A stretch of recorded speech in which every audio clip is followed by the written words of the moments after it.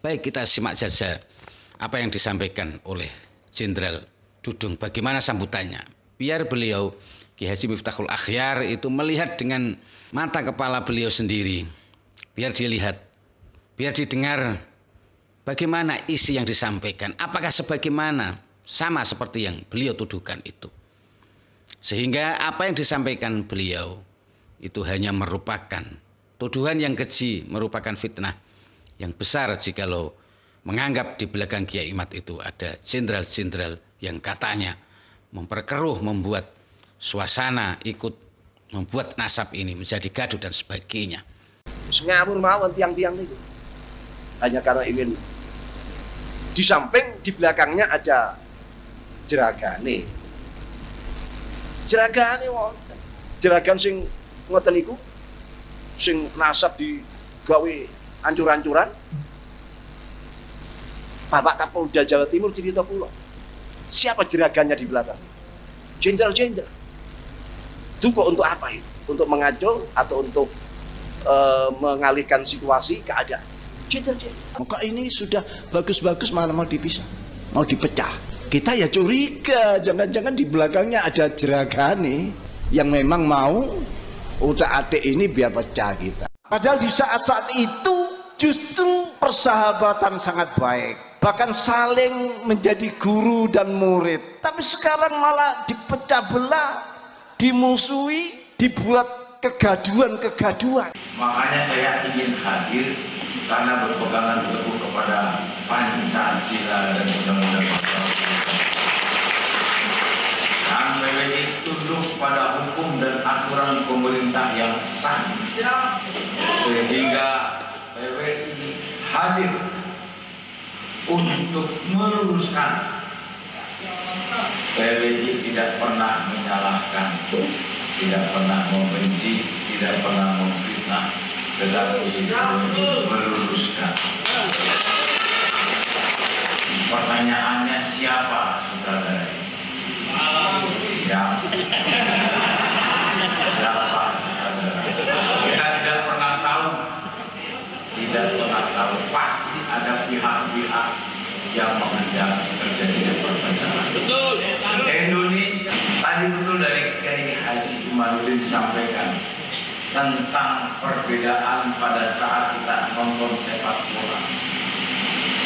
Bersatu menyanyikan lagu tanah air Indonesia bersatu. Indonesia bersatu.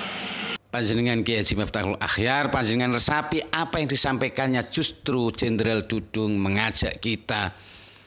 Kenapa beliau membela, ikut mendukung Kiai Imad dan kawan-kawan di sini? Beliau dengan tegas mengatakan karena di PWI, di dalam Kiai Imad dan kawan-kawan ini sangat sesuai dengan Pancasila, berdasar dengan Pancasila yang bisa menghormati semua agama, yang bisa menghormati segala perbedaan dan sebagainya.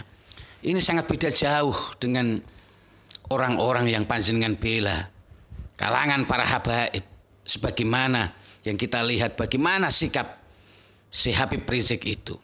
Apakah panjenengan masih menganggap seperti itu?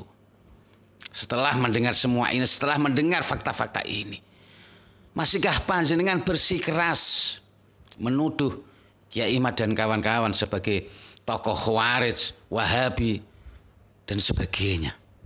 Ya Allah.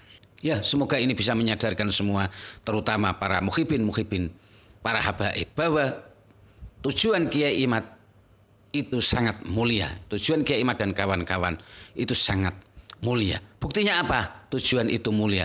Buktinya semakin banyak orang yang mendukung. Dan lihatlah orang-orang yang mendukung itu. Anda bisa melihat faktanya. Seandainya apa yang dilakukan Kiai Imad sebagaimana yang dituduhkan oleh Kiai Haji Miftahul Akhyar, pasti tidak akan banyak orang yang mendukung di kalangan kiai atau siapapun itu. Apakah Anda masih ragu? Ataukah Anda masih menfitnah, masih ingin menuduh Kiai Imad seperti itu? Assalamualaikum warahmatullahi wabarakatuh. Bismillahirrahmanirrahim.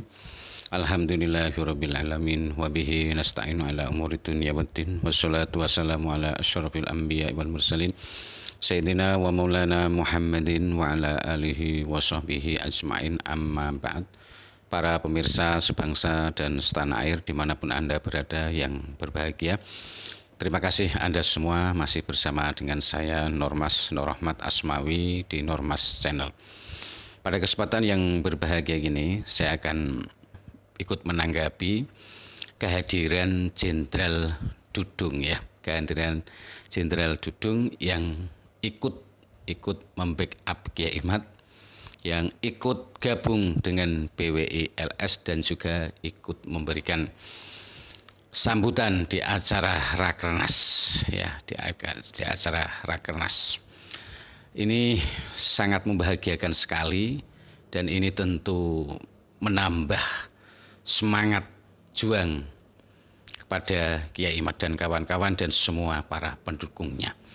Semakin mantap, semakin yakin bahwa yang dilakukan, yang diperjuangkan Kiai Imad dan kawan-kawan ini adalah sebuah kebenaran yang mendapatkan banyak dukungan di mana-mana. Ya, di sini tentu saya mau menanggapi lagi atas apa yang disampaikan Kiai Haji Miftahul Akhyar tempo hari yang lalu, yang pernah mengatakan bahwa di belakang Kiai Imad itu ada jeragannya, yaitu jenderal-jenderal yang katanya itu yang membuat nasab jadi kayak begini-begini. Intinya memperkeruh suasana dan sebagainya. Dan saya ingin memperlihatkan dengan peristiwa ini, memperlihatkan bagaimana sambutan Jenderal Dudung di sini. Saya katakan kepada beliau, panjenengan Kiai Haji Miftahul Akhyar, saya mau menjawab atas apa yang panjenengan tuduhkan kepada Kiai Imad tempo hari kemarin tentang di belakangnya ada jenderal-jenderal. Sekarang saya jawab bahwa memang ada jenderal yang berada di belakang Kiai Imad. Betul, ini jenderal asli, yaitu Jenderal Dudung. Jenderal Dudung, beliau ikut membela Kiai Imad dan kawan-kawan. Tapi cobalah lihatlah faktanya. Bagaimana jenderal ini dalam mendukung Kiai Imad? Apa yang beliau dukung, apa yang dia bela di dalam Kiai Imad? Apakah sebagaimana yang panjenengan tuduhkan, yang membuat nasab menjadi keruh dan sebagainya, seperti yang panjenengan tuduhkan?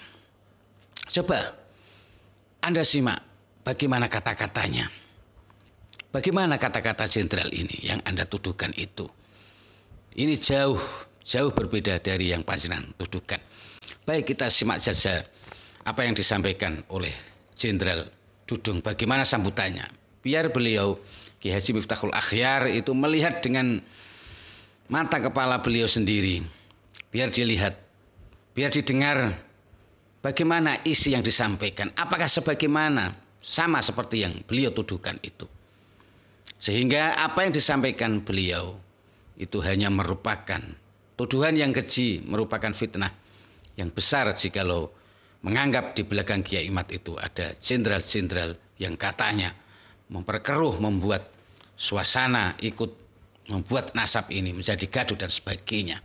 Kita simak saja dari apa yang disampaikan oleh Jenderal Dudung ya.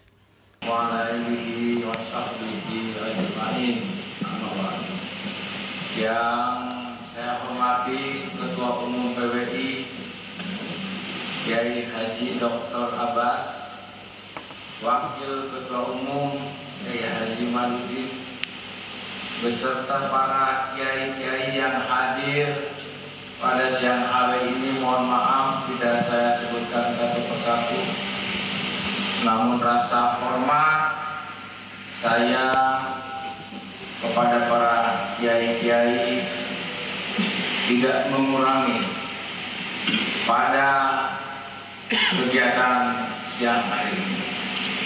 Pertama-tama marilah kita panjatkan puji dan syukur kehadirat Allah Subhanahu wa taala. Allah Subhanahu wa taala Tuhan yang Maha Kuasa, Allah yang Maha Besar, yang senantiasa memberikan bimbingan dan petunjuknya bagi kita semua. Salawat dan salam sampaikan kepada junjungan Nabi besar Muhammad Sallallahu Alaihi Wasallam dan para sahabatnya yang menuntun kita sampai detik ini untuk mengamalkan ajarannya. Bapak-bapak dan ibu-ibu, para kiai,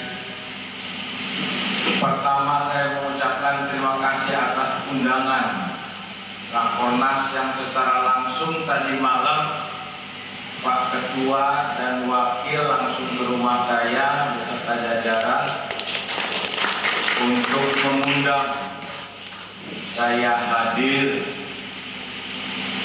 di Rakornas pertama PWI. Rakernas PWI. Jawaban saya cuma satu, saya hadir. Ya, selaras wong serang boleh.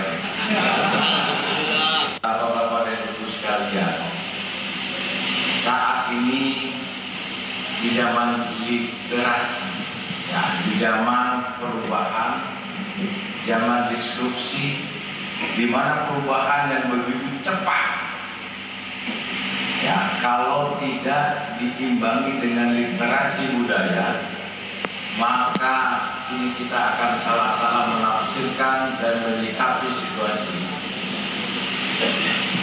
Media sosial begitu cepat hari ini terjadi dan hari ini juga, maka ramai ini. Kita lihat kalau ini tidak kita sikapi dengan baik, maka kita akan terjebak kepada situasi yang tidak kita inginkan. PWI dibentuk, makanya saya ingin hadir karena berpegangan teguh kepada Pancasila dan Undang-Undang Dasar. Dan PWI tunduk pada hukum dan aturan pemerintah yang sah, sehingga PWI hadir untuk meluruskan. PWI tidak pernah menyalahkan, tidak pernah membenci, tidak pernah memfitnah, tetapi meluruskan. Bapak-bapak dan ibu sekalian, kita lihat fenomena yang terjadi geopolitik maupun geostrategis saat ini. Di negara-negara Timur Tengah, Irak, Iran, Libya, Lebanon, Afghanistan, Syria, Yaman, Mesir, dan beberapa negara lainnya di lingkungan yang justru agamanya hanya satu, adalah agama Islam. Hanya dibedakan dengan dua suku, suku Syiah dan Sunni. Mereka bunuh-bunuhan. Pertanyaannya, siapa saudara? Ya,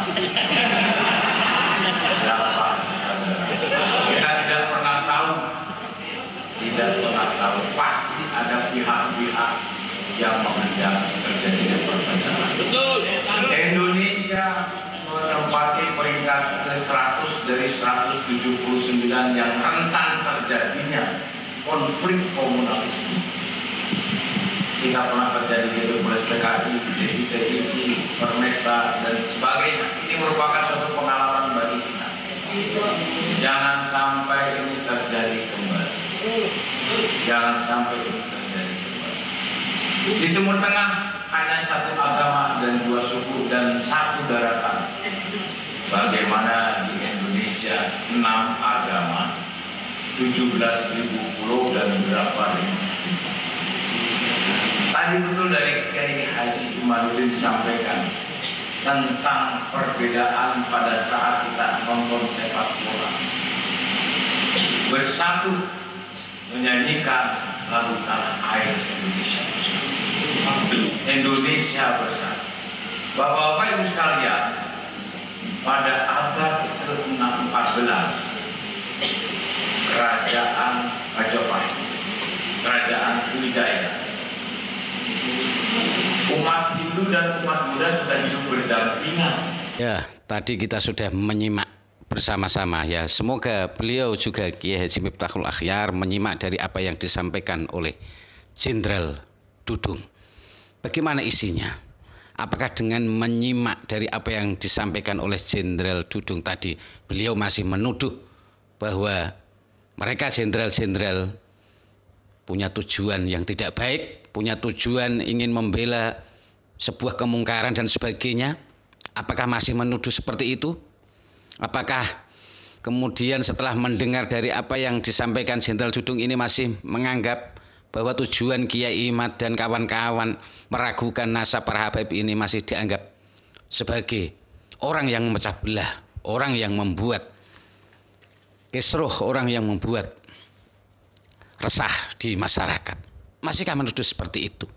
Coba panjenengan Kiai Haji Miftahul Akhyar, panjenengan resapi apa yang disampaikannya. Justru Jenderal Dudung mengajak kita, kenapa beliau membela, ikut mendukung Kiai Imad dan kawan-kawan di sini. Beliau dengan tegas mengatakan karena di PWI, di dalam Kiai Imad dan kawan-kawan ini sangat sesuai dengan Pancasila, berdasar dengan Pancasila yang bisa menghormati semua agama, yang bisa menghormati segala perbedaan dan sebagainya. Ini sangat beda jauh dengan orang-orang yang panjenengan bela, kalangan para habaib, sebagaimana yang kita lihat bagaimana sikap si Habib Rizik itu. Panjenengan bisa lihat bagaimana sikap orang-orang seperti Habib Rizik, Bahar dan sebagainya. Panjenengan bisa lihat apakah sikap Rizik Syihab yang selalu membuat provokasi dan sebagainya, apakah itu orang-orang semacam itu yang Anda anggap sebagai orang yang mempersatukan umat dan sebagainya? Dan apakah orang seperti Jenderal Dudung dan Kiai Imad dan kawan-kawan yang sedang membahas nasab orang-orang yang selalu membuat onar seperti Rizik Syihab dan kawan-kawan ini, panjenengan masih menganggapnya sebagai pemecah belah, pembuat resah? Bagaimana panjenengan ini menyimpulkan sesuatu? Kok bisa seperti itu? Ini jelas sudah tampak bahwa yang panjenengan tuduhkan di belakang ada jenderal-jenderal yang panjenengan konotasikan sebagai sesuatu yang sangat negatif.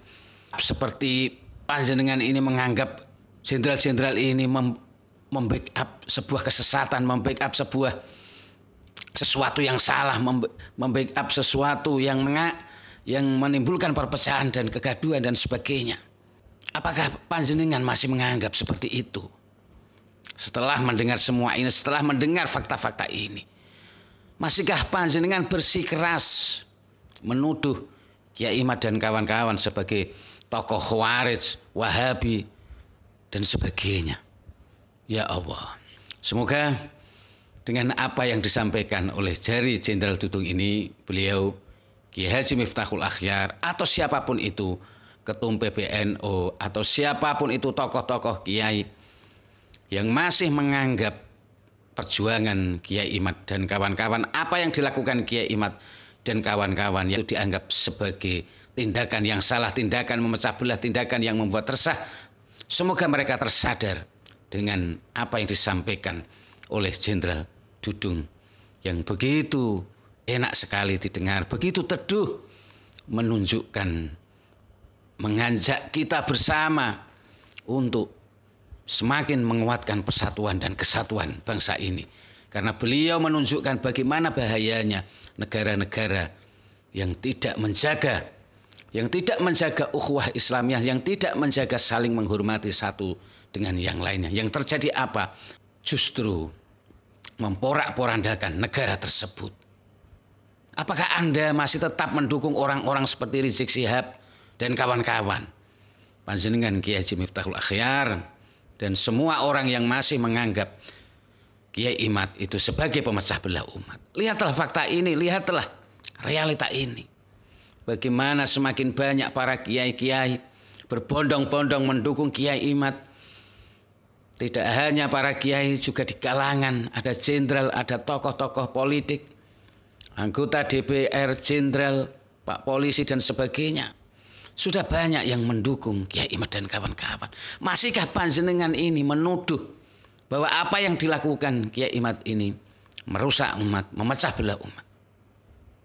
Bagaimana mungkin orang yang memecah belah umat, bagaimana orang yang membuat gaduh umat, yang membuat gara-gara bisa dibela, bisa banyak para kiai itu mendukung. Bagaimana mungkin orang seperti Kiai Haji Akil Siraj, seperti Kiai Haji Marzuki Mustamar mendukung orang yang memecah belah umat?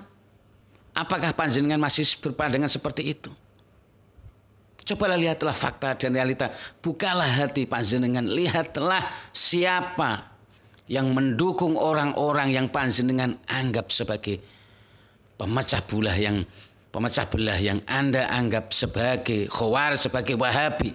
Ya, semoga ini bisa menyadarkan semua, terutama para muhibin, para habaib, bahwa tujuan Kiai Imad itu sangat mulia. Tujuan Kiai Imad dan kawan-kawan itu sangat mulia. Buktinya apa? Tujuan itu mulia. Buktinya semakin banyak orang yang mendukung. Dan lihatlah orang-orang yang mendukung itu. Anda bisa melihat faktanya. Seandainya apa yang dilakukan Kiai Imad sebagaimana yang dituduhkan oleh Kiai Haji Miftahul Akhyar, pasti tidak akan banyak orang yang mendukung di kalangan kiai atau siapapun itu. Apakah Anda masih ragu? Ataukah Anda masih menfitnah, masih ingin menuduh Kiai Imad seperti itu? Semoga ini bermanfaat dan membukakan hati kita semua dan semakin mendekatkan kita semua, semakin mendekatkan diri kepada Allah Subhanahu wa taala. Tidak buruk sangka, yang ada adalah berhusnudon. Kecuali kalau itu sudah mencurigakan, maka kita tidak berhusnudon lagi. Sebagaimana para habaib ini yang sudah mencurigakan, maka husnudon itu sudah tidak diperlukan lagi. Bahkan kita tidak boleh berhusnudon kalau sudah jelas-jelas itu menunjukkan, membuat kerusakan, membahayakan umat manusia, membahayakan masyarakat dan kesemuanya. Maka ketika kita sudah tidak boleh lagi berhusnudon. Husnudon itu kalau tidak terjadi masalah apa-apa. Tapi kalau sudah terjadi masalah apa-apa, maka kita harus berburuk sangka. Makanya itu dianalisa. Nasab orang-orang yang selalu membuat onar, membuat gaduh, membuat resah umat. Ya, saya kira mohon maaf atas segala kesalahan dan kekurangan. Wabillahi taufiq wal hidayah wal afu minkum. Wassalamualaikum warahmatullahi wabarakatuh.